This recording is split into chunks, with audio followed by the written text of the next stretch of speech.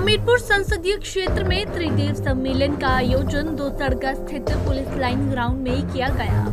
इस सम्मेलन में केंद्रीय मंत्री अनुराग ठाकुर सहित धर्मेंद्र प्रधान भी पहुंचे।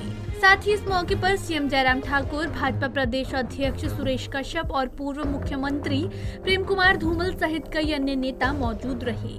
खास बात ये रही कि इस सम्मेलन में पहुंचे बीजेपी के केंद्रीय नेताओं के भाषण में अग्निवीर भर्ती योजना पर ज्यादा फोकस दिखा। इस सम्मेलन में विशेष रूप से पहुंचे केंद्रीय शिक्षा मंत्री धर्मेंद्र प्रधान और केंद्रीय मंत्री अनुराग ठाकुर ने नई भर्ती योजना को खूब सराहा। भारतीय जनता पार्टी की सरकार अच्छी काम कर रही है। आदरणीय जयराम जी के नेतृत्व में हमने जनता की सेवा किया है। देश की नेतृत्व लोकप्रिय प्रधानमंत्री माननीय नरेंद्र मोदी कर रहे हैं। उनकी मार्गदर्शन में, उनकी दिशा दर्शन से हम प्रदेश की सेवा कर रहे हैं। यहाँ की संगठन की अपनी ताकत बहुत मजबूत है। आने वाले दिनों में चुनाव होगा। पिछले दिनों में जो काम हमने किया है, जनता की जो सेवा किया है, उसको प्रदेश की 25 लाख घरों में व्यक्ति तक पहुंचाना ये संगठन की दायित्व है। अग्निपथ में मूल योजना 17.5 से 21 साल की आयु था, लेकिन इसी जो विषय आपने कहा उसी को ध्यान में रखते हुए जो पिछले 2 साल से कोरोना के कारण बहाली नहीं हो पाई थी, उसके लिए जो बच्चे छूट गए थे, इसीलिए उनका आयु 2 साल और बढ़ाया गया, 23 किया गया। मेरे ख्याल से उसके बाद बहुत कुछ बचेगा नहीं। बाकी जो थोड़ा बहुत कुछ जगह पे जैसे विरोध की भाव दिख रहा है, उसने भी उन लोगों से भी हम चर्चा करने के लिए प्रस्तुत है। आर्मी की लोग, सेना की लोग बात कर रहे हैं, सरकार के लोग बात कर रहे हैं। कुछ लोग जानबूझ के तनाव पैदा करना चाहते हैं, वो सफल नहीं होंगे।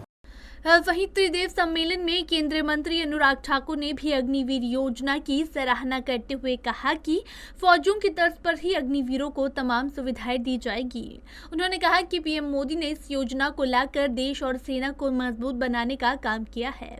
उन्होंने कार्यकर्ताओं से आग्रह किया है कि पोलिंग बूथ पर युवाओं को और घर घर जाकर लोगों को इस बारे में जागरूक करने की जरूरत है कि भारत की सेना की औसत आयु बहुत ज्यादा है, 32-34 साल है। इसको कम करना चाहिए, 20-21 साल लाना चाहिए।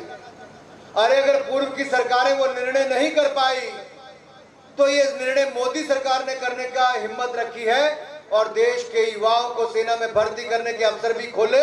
तो सेना का आधुनिकीकरण करने का काम भी किया, राफेल भी खरीदा, डिफेंस प्रोडक्शन भी इंडिया में शुरुआत की, सेना को बुलेट प्रूफ जैकेट भी दी और 1 रैंक 1 पेंशन करने का काम भी मोदी सरकार ने ही किया है। मेरे मित्रों, बाकी फौजियों को सुविधा होती है, उसी तरह से ही हमारे अग्निवीर को भी हार्डशिप अलाउंस भी मिलेगा, यूनिफॉर्म अलाउंस भी मिलेगा और कैंटीन की सुविधा भी मिलेगी, स्वास्थ्य की सुविधा भी मिलेगी, ट्रेवल की सुविधा भी मिलेगी, साल में 30 दिन का अवकाश भी मिलेगा और मेडिकल लीव भी मिलेगी।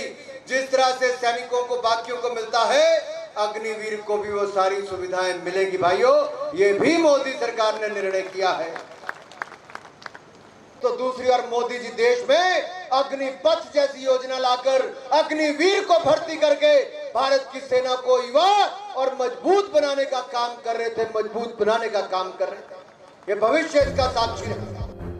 अब बता दें कि जिले में हुई भाजपा प्रदेश कार्यकारी समिति की बैठक कांग्रेस प्रदेश अध्यक्ष प्रतिभा सिंह के हमीरपुर दौरे और आम आदमी पार्टी की दस्तक से ही जिले में सियासी पारा चढ़ा हुआ है। इतना ही नहीं, भाजपा के लिए चुनाव की दृष्टि से बेहद महत्वपूर्ण माने जाने वाले त्रिदेव सम्मेलन के लिए भी अब हमीरपुर जिले को ही चुना गया है।